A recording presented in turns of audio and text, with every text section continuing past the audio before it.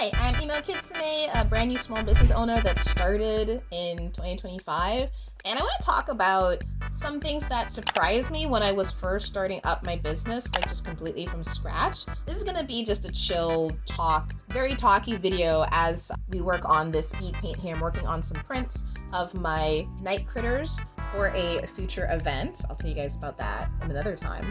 So, number one. I did not realize that some social media purposely suppresses your posts without telling you. So you need social media these days if you want to survive as a small business, and I have done exhausted research on how to fight the algorithm and win, according to some people. I think why this specifically surprises me is because you're not doing anything wrong in terms of breaking their terms of service, but the algorithm suppresses content that does not serve the interests of the platform, mostly making sure people don't leave by keeping them engaged and hooked. So I was shocked to find out links. Something that was completely too normal to post on the internet 15 years ago is this big bad thing now. God, where have I been? I'm having a hard time adjusting to the new internet where directing people off platform is the worst sin you can commit. Yes, I know there's a lot of competition for engagement on social media, and so many people say it takes time to grow, but I've decided that I don't want to waste my time with social media that's not giving me a fair shot and is purposely blocking people from finding me. In fact, I try to go out of my way myself to find smaller artists and creators and business owners just to test to see how the discoverability of the platforms, work. Now, if I'm struggling to find my people and the algorithm keeps ignoring my keyword searches and insists on pushing trending content with no way to filter or organize my searches so I can find smaller creators, then I know this is a bad sign for my own content. I should probably not be too hard on myself if I feel obligated to use this platform, or just ditch the platform entirely. I'm looking at you, TikTok and Instagram. Yeah.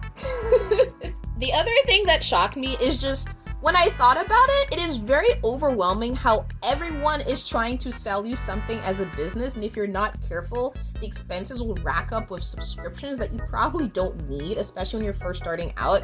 I am shocked at the amount of things that you are told that you need for your business. Buying stock image, spreadsheets, courses, Shopify plugins, ads, Canva, marketing research, blah, blah, blah. It just goes on and on and on and on. Every YouTube video is sponsored by something these days. I mean, I can respect the hustle. So here's the thing, I'm not upset at the content creators for taking sponsors.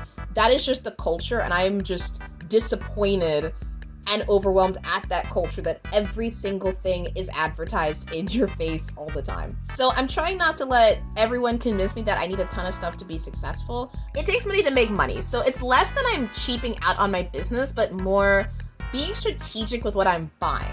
There's so much stuff that is still being advertised to me that I'm being told that I need for my business. But I just want to tell you guys, you don't need to buy everything. You can more carefully pick and choose. Number 3, was I even counting the numbers? Number 3, Shopify and Etsy is more expensive than I thought, especially long term. So let's start with Shopify. After paying for 2 months, I decided to just ditch them entirely. Now, I'm not sponsored at all by Big Cartel, but they work way better for my needs, and I want to shout them out in case a lot of people had not considered them, because Big Cartel does not have the big marketing power that Shopify does. A lot of business owners use Shopify, but I promise guys, there's other alternatives. So many YouTubers, especially the print-on-demand ones, recommend starting with a Shopify account because you have that nice print-on-demand integration that makes everything run automatically. But oh my god, it is so expensive. And that's when I realized, I could just manually place the orders because I'm not gonna have that many sales starting out. Big Cartel payment plans are way friendlier to new businesses because you pay based on how many products you have in your shop, with the ability to list 5 products for free. Completely for free. So if you have 5 products or less, you can use a Big Cartel shop. And in fact, a lot of zines, like fanzines or pre-orders from artists that do once in a while merch stuff, but that's not their full deal, a lot of them use Big Cartel because you can just take advantage of just having one up there for free. So now Etsy, you get a fee, and you get a fee, and you get a fee. For context, Etsy's transactional fees at the time of this video is estimated to be could be between 6 to 10% of whatever your sell cost is. It's just a lot. So in comparison, if you sold directly using Stripe with a site like Big Cartel, it's actually 3%. So that's 3%, that's just your transactional fees, compared to Etsy's like 10%. Now, with Etsy, I do appreciate that they handle all the sales tax and VAT, so, you know, that's probably also why you're paying extra with Etsy. And they are a marketplace, so you're paying to have exposure to people who are already looking for things to buy, but the fees, man, they just add up. And if you're an artist selling anything under $5, in my opinion, it's not worth it, because the fees also have certain flat rates that eat into smaller priced items, so just that.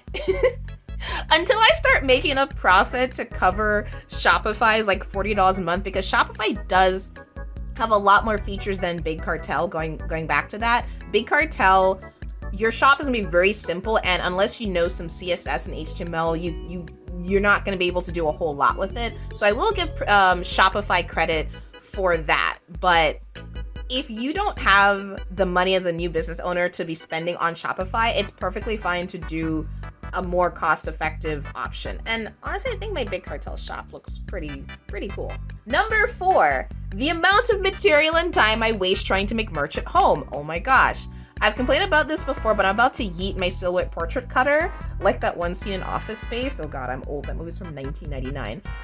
And I realized what the issue is from doing research and looking at other small business owners. It's because I use laminate and sparkly paper, and it's like a 50-50 chance whether or not, I forgot what the mechanism is, but the light that picks up the registration marks, it's a 50-50 whether or not the lamination is going to F with that or not.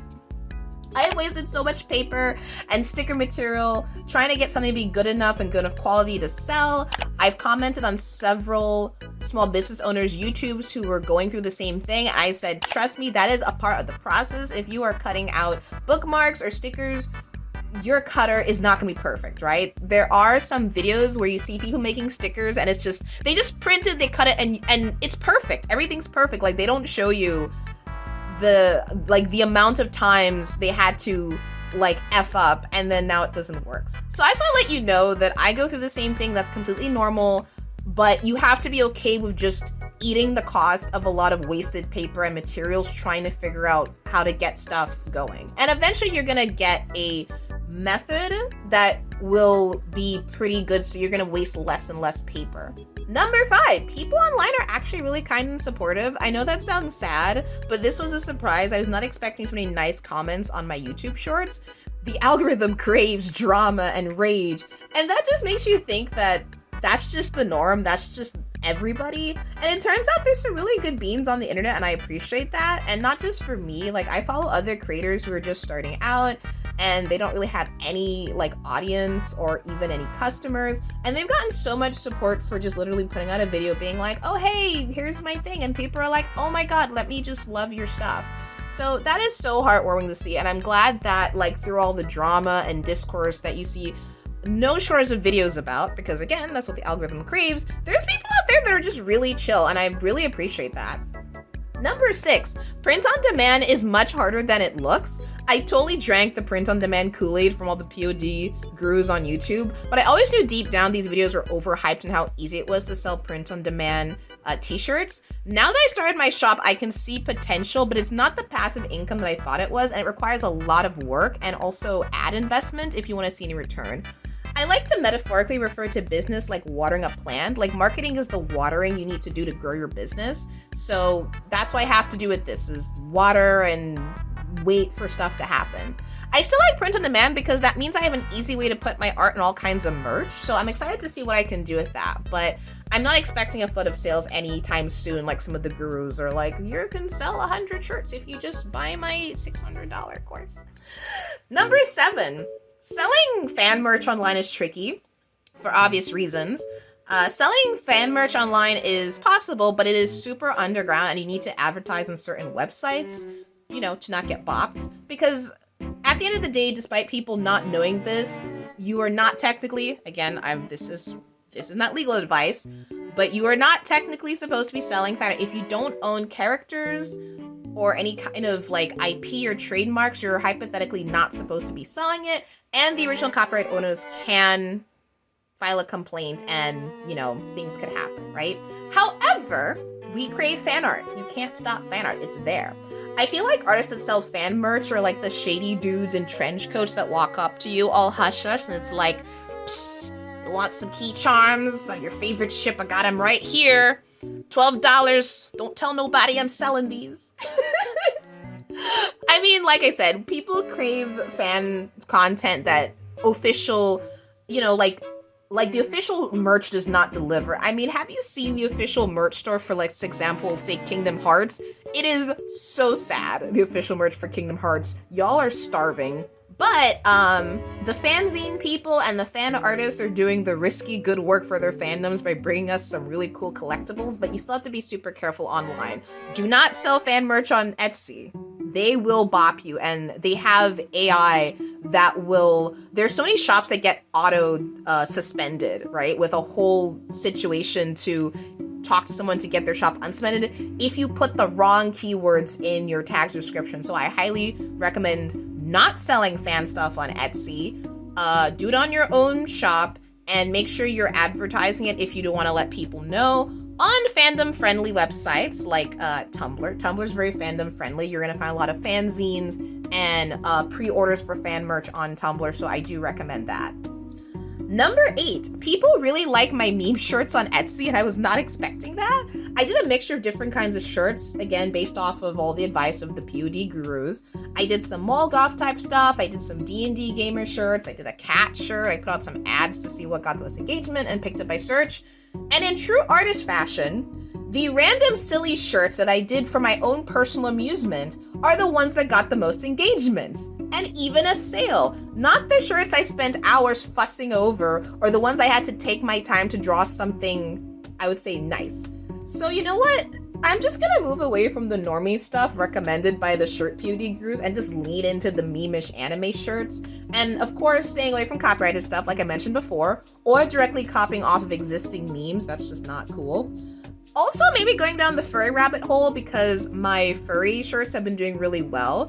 For some reason, the furry hashtag does really well on Etsy as of writing this. And I'm a huge fan of Animal Crossing and Beastars, so I might watch some videos on how to draw like more furry characters properly and lean into that because it might be fun. Even my night critters are technically furries, although I want them to be closer to like cartoon characters than like what someone would think of as furry. It's I don't know, it's a whole thing. Number 9, every social media platform has a different vibe, and I have to adjust to how I post about like my merch and shop. So I don't recommend treating each platform the same. My strategy is to try and grow on YouTube because YouTube actually shows my content to people. I mean, you're here watching me, so it's like YouTube's doing something right for me, which I appreciate. And videos on YouTube are evergreen. Evergreen meaning someone can always stumble upon what you posted no matter how old it is. With most of the other mainstream platforms, when you post, your post only has a few minutes at worst of visibility and a few hours at best before it gets completely buried by the algorithm and is completely irrelevant, and people just would not be able to find it. So your posts are pretty much like throwaway things, like places like Twitter and TikTok and Instagram. Instagram stops showing me posts on my feed from people that I follow if it's older than 3 days. And then once it's caught up with people I follow 3 days, it immediately dives into sponsored or trending content. And I hate that it just... Again, when I'm following, for you guys who have Instagram and I follow you, let's say I'm not on my Instagram for a week, Instagram straight up will not show me your content that you posted older than 3 days unless I go to your profile specifically. That is just so irritating. Also, as I'm making this video, you cannot search posts in chronological order. So I was looking up to see what new fan art was posted by my favorite fandoms, and clicking through like the first 10 results, it was a mixture of fan art that was posted 2 days ago and fan art that was posted 2 years ago. Sorry, that's my whole gripe. But point is, getting off topic, every platform works a little bit differently and you need to keep that in mind when you post. Low-key, I'm not happy about being on Instagram, but it's absolutely really great for following businesses, and most artists have Instagram stuff. So And you have a gallery style page, so, you know, you can post stuff on there. Tumblr's gonna be my go-to place for fandom related stuff, because that's where you find all the underground fanzines and fan merch pre-orders. YouTube is probably gonna be my main place I'm gonna try to grow, because YouTube's algorithm is way more generous to new creators. Also, the content is evergreen, so people will always find your content, even if it's like a couple months or years old. So those two are pretty good. And Blue Sky is new, so it's still, you know, trying to figure out what's there, but Blue Sky is pretty much just like Twitter, so I kind of use it as a good like way to like socialize with people and interact with their posts. However, Blue Sky is much smaller, so you're not gonna grow in the same way as you can potentially grow on Twitter and TikTok. I say potentially because it's hard out there. And the 10th and last thing that was a surprise to me when I first started, I'm gonna have to be okay with operating at a loss for a while. It's gonna suck. This is not surprising because that's how most businesses operate, but I feel like you have to be okay with eating the cost of so many things when starting. The cost of labor, materials, subscription, services, sites, marketing, It adds up so fast, and I'm hoping to recoup my costs and have things operating at some kind of profit at least by the end of the year. But I'm quickly realizing the YouTubers who are like, start this business with zero money, don't listen to them. They're lying. Even though I'm in a financial bind, which is partly why I took up this side hustle, I'm thankful that I still have my full-time job to sustain me as I grow my business, but I'm super limited and I'm trying to operate as a low cost as I can get away with. Business is a risk and you just gotta be okay with putting money down, which is why a lot of advice when transitioning to making your creative hobby to your job is do your best to juggle your side hustle along with your full-time job, unless you have a partner who can just take care of things financially for the next year while you get started. But be smart about it, and it's okay to scale up. You can get all the fancy subscriptions and premium service stuff like later down the line for business. Like don't let companies and sponsored content make you feel like you have to be buying all this stuff. Just look at your budget and just do things the best you can and figure out what is worth investing in for a return. And that's the video, guys. Thanks for watching. Here is the final result of the speed paint. Expect more shop-related content on my channel in the future, as well as the oddball video talking about, you know, whatever. Thank you guys, and I will see you later.